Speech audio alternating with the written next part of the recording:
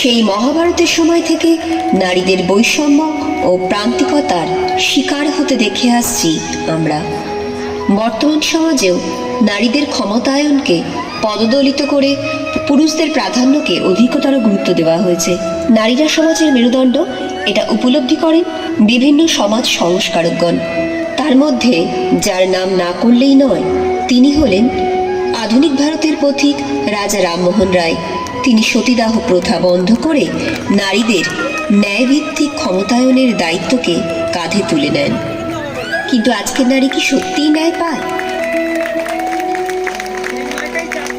बेटियां जिन्हें हम जिंदगी की हर खुशी देना चाहते हैं, मगर अपने हिसाब से, अपने टाइम फ्रेम के हिसाब से, जिन्हें हम आसमां दिखाते हैं मगर उतना ही जितना हमारी नजर के सामने हो, जिन्हें हम पूरी आजादी देते हैं मगर इसकी बाउंड्रीज हैं ये भी बताते हैं, जिन्हें हम कहते हैं कि जा बेटा जी ले अपनी जिंदगी, पर साथ ही कहते हैं उसकी सहेली को देखकर कि अच्छे घर की लड़कियां ये नहीं करती, लगाकर के सारी ही पाबंदियां उड़ने को कहते हो उनसे यहाँ, विरासत में जिनको मिली बेड़ियां उनको कहते हो तुम सब यहाँ बेटियां।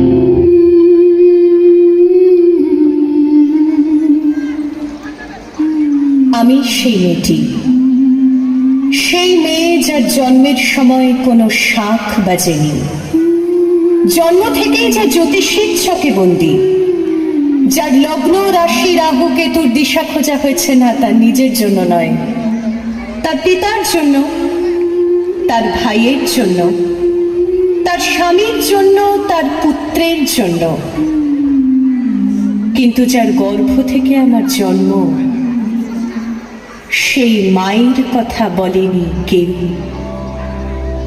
আমি সেই মেয়েটি যে জন্ম থেকেই বিবাহের জন্য বলি প্রদত্ত, যার বাইরের চেহারা, চোখ নাক মুখ ত্বক চুল রং নিয়েই দর কষাকষি, কালো না ফর্সা, খাঁদা না টিকানো, লম্বা না বেটে, কুতকুতে না টানা টানা,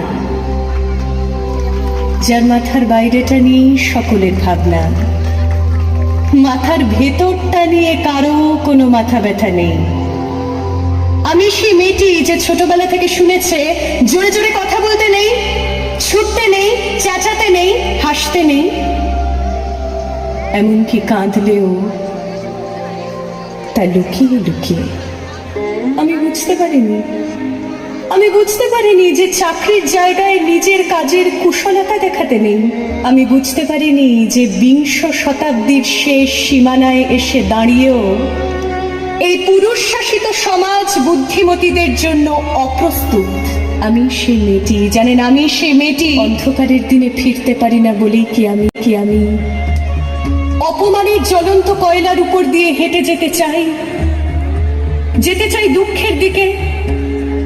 আমি প্রণাম জানাই সেই প্রথম আগুনকে যার নাম বর্ণ পরিচয়, সেই অগ্নিশুদ্ধ পরম্পরাকে, সেই সব পুরুষ রমণীকে যারা ঊনবিংশ শতাব্দীর অন্ধকারের হাতলে জ্ঞানের আলো জ্বালিয়ে আমাকে এক জন্মে জন্মান্তরের দরজা খুলে দিয়েছে। আমার হাতে জ্বলছে দিশারীদের শিক্ষার মহান আগুন। আমি সে মেয়েটি। আপনারা নিজের দর্পণে দেখে আমাকে চিনুন, আমাকে চিনুন, আমাকে চিনুন।